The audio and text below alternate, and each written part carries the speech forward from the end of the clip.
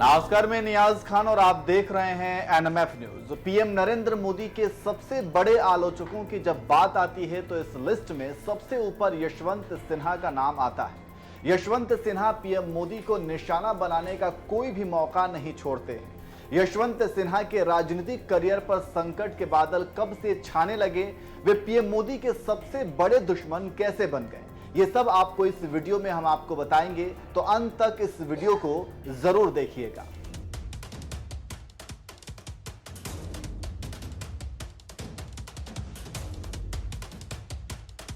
सबसे पहले आपको बता दें कि यशवंत सिन्हा विपक्ष की तरफ से राष्ट्रपति चुनाव के उम्मीदवार हैं। एक समय था जब बीजेपी जैसी पार्टी में यशवंत सिन्हा का अलग ही रुतबा हुआ करता था।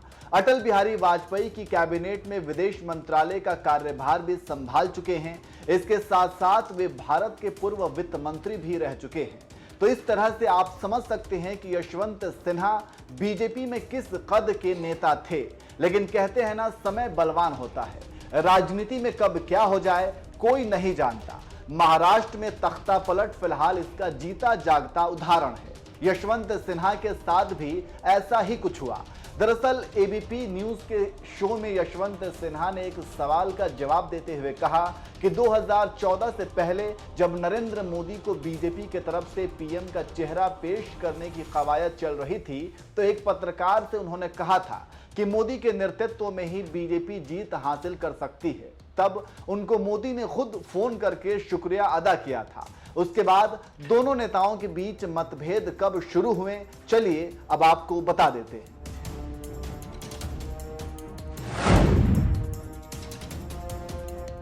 वाकया 2016 का है। कश्मीर में हालात खराब थे।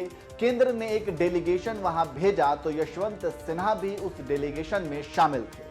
वो कश्मीर गए तो उन्हें लगा कि बातचीत से ही हिंसक माहौल पर रोक लगाई जा सकती है। यशवंत सिन्हा के मुताबिक उन्होंने कश्मीर से ही प्रधानमंत्री कार्यालय में फोन घुमाया और पीएम नरेंद्र मोदी से मिलने की ख्वाहिश जताई। उनकी इस इच्छा को नोट करके आगे बढ़ा दिया गया।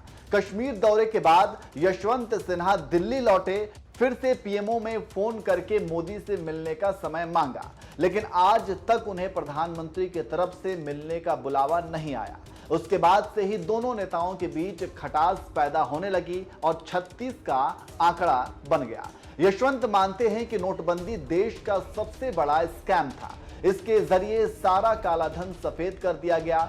सरकार इसमें सक्रिय तौर पर शामिल थी। वो ये भी मानते हैं कि मोदी को 2002 में गोधरा कांड के बाद सीएम पद से हटा देना चाहिए था। आडवाणी ने उनका बचाव करके सबसे बड़ी गलती की। वहीं एक और सवाल के जवाब में उनका कहना था कि मोदी ऑथोरिटेरियन हैं, जबकि ममता बनर्जी एक संघर्ष करने वाली नेता। वहीं राष्ट्रपति चुनाव में जीत पर उनका कहना था कि वो गरीब परिवार से हैं, हमेशा जीवन में नंबर 2 चॉइस ही रहे। इस बार को वो नंबर 4 की चॉइस थे, यानी 2 गुना 4। उनके जीतने के चांस 4 गुना बेहतर हैं। उनका यह भी कहना था कि हार सामने देख कभी लड़ाई के मैदान से पलायन नहीं करते। उन्होंने आगे कहा कि राष्ट्रपति का अधिकार बनता है कि वो सरकार के गलत फैसलों पर सवाल उठाए। कोई रबर स्टैंप राष्ट्रपति बनता है तो वो देश में जो भी प्रधानमंत्री और उनकी कैबिनेट की तरफ से प्रस्ताव आएगा उस पर वो अपनी मुहर लगा देंगे, लेकिन ऐसा नहीं किया जाना चाहिए। तो इस तरह से आप समझ गए होंगे कि यशवंत सिन्हा और प्रधानमंत्री मोदी एक दूसरे को क्यों नहीं भाते और दोनों ही नेताओं के बीच क्यों 36 का आंकड़ा रहता है। यशवंत सिन्हा विपक्ष की तरफ से राष्ट्रपति चुनाव के उम्मीदवार हैं। 18 जुलाई को राष्ट्रपति चुनाव होने वाला है और 21 जुलाई को देश को नए राष्ट्रपति मिल जाएंगे।